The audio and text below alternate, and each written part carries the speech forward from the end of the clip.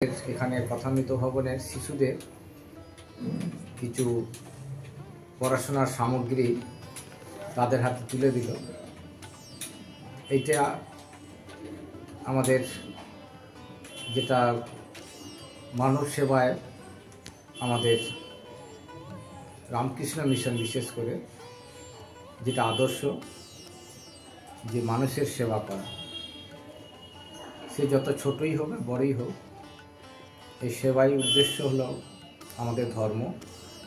তা সেটি ঠাকুরের শিক্ষায় স্বামীজি সেটি জানতে পেরেছিলেন, জেনেছিলেন, এবং স্বামীজিরই প্রতিষ্ঠিত এই রামকৃষ্ণ মিশন,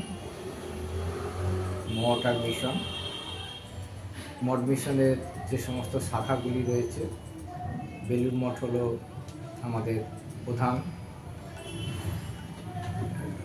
কেন্দ্র, যেখান থেকে সমস্ত যে শাখা পোশাকগুলি রয়েছে তাকে নিয়ন্ত্রণ করে, পরিচালনা করে।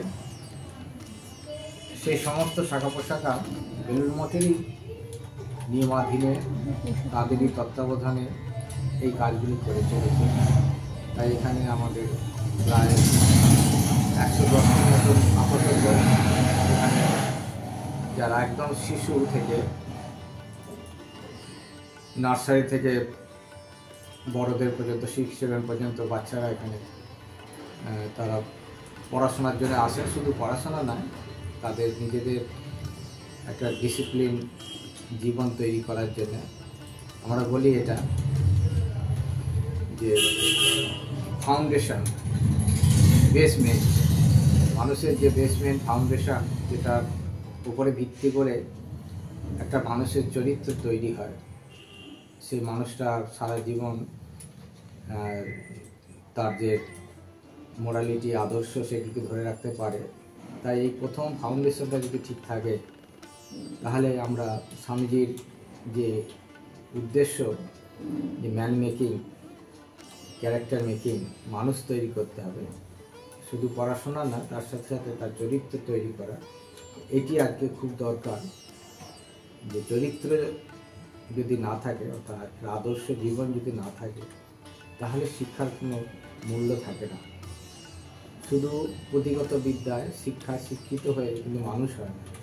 প্রকৃত মানুষ হতে গেলে তাকে প্রথম থেকেই তার চরিত্রটাকে তৈরি করতে হবে। সেই উদ্দেশ্যেই এই আমাদের সমস্ত মঠ মিশনের যে সমস্ত সেবাগুলি চলে, একদিক দিয়ে পড়াশোনা, শিক্ষা, মেন আমাদের দুটি ইউনিট আছে বলতে পারেন। একটি হলো শিক্ষা, আর একটা হলো স্বাস্থ্য, মানুষের যাতে স্বাস্থ্যকে তার সেবা করার যতটুকু সামর্থ্য অনুযায়ী, আর এই শিক্ষা ব্যবস্থা, চরিত্র গঠনের যে শিক্ষা, শুধু শিক্ষা নয়। তো এইটি আমাদের এখানে প্রায় আপাতত 110-15টি রয়েছে, আরও হয়তো ভবিষ্যতে সেটি বাড়বে। আমাদের একটি বিল্ডিংও তৈরি হচ্ছে।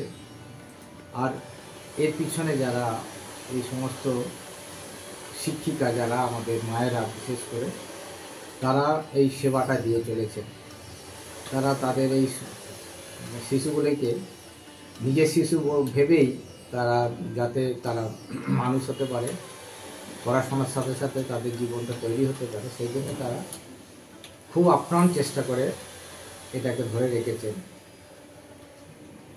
এরকম যারা কয়েকজন আমাদের মধ্যে, সকলেই যে যেমন সামর্থ্য অনুযায়ী সবাই এখানে সেবা দিয়ে যায়, সেবা দেওয়ার চেষ্টা করে, যাতে এটা নিজেদের একটা কি হয়, এই সেবার মাধ্যম, নিঃস্বার্থ সেবা, যেখানে যে সেবাতে কিন্তু স্বার্থ থাকে না, সেই সেবাটা হয় খুব শুদ্ধভাবে, সাত্ত্বিকভাবে, এবং সেটাই যে মানুষকে আনন্দ দেয়।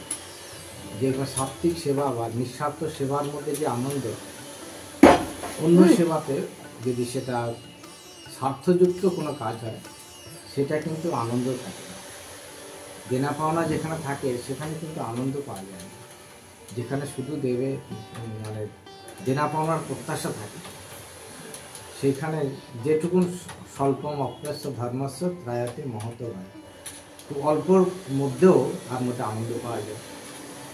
এইটা কিন্তু আমাদের যারা সমস্ত শিক্ষিকা এনজিডিএরা এনজিও তো আছেই, ওই একরকম পুরো এটাকে পরিচালনা করছে যাতে সুশৃঙ্খলভাবে এবং আরও সুস্থভাবে শৃঙ্খলাবদ্ধভাবে এটা আমরা চালিয়ে যেতে পারি।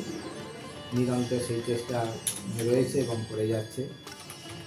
তাই আজকে আপনারা এই যে বাবার উদ্দেশ্যে, স্মৃতির উদ্দেশ্যে যেটুকুন ওদের সাহায্য করেছেন, আমরাও সেটা আমাদেরও সেটি আনন্দদায়ক যে তারা বাচ্চারা এটি সাহায্য পেল। প্রায় এখানে যারা পড়তে আসে 99% খুব নিডি, যার হয়তো অর্থায়ন তাই হয়তো বাবার ফুটপাতে থাকে, কেউ রিক্সা চালাচ্ছে, কেউ বাড়িতে কাজ করছে, ম্যাক্সিমাম 99%। তাই তাদের তো এরকম হয়তো পড়াশোনা এখানে করতে আসছে ঠিকই, কিন্তু বই খাতা তাদের তো সামর্থ্য থাকে না। তাই মাঝে মাঝে এরকম যারা আমাদের কাছে হাত বাড়িয়ে দেয় সাহায্যে, তাতে তারাও উপকৃত হয়, আমরাও আনন্দিত হই। তাই আজকে সত্যি এই খুবই অল্প স্বল্প হলেও, ছোটোখাটো হলেও এই যে সেবার মাধ্যম দিয়ে ওরা যেমন উপকৃত হলো, যারা করেছে তারাও আনন্দিত হলো, তার সাথে সাথে আমরাও আনন্দিত। তাই সকলকে ধন্যবাদ জানাচ্ছি আজকে এই ছোট সামান্য সেবার মাধ্যম দিয়ে আপনাদের এই আমাদের পাশে দাঁড়ানোর জন্য। ধন্যবাদ।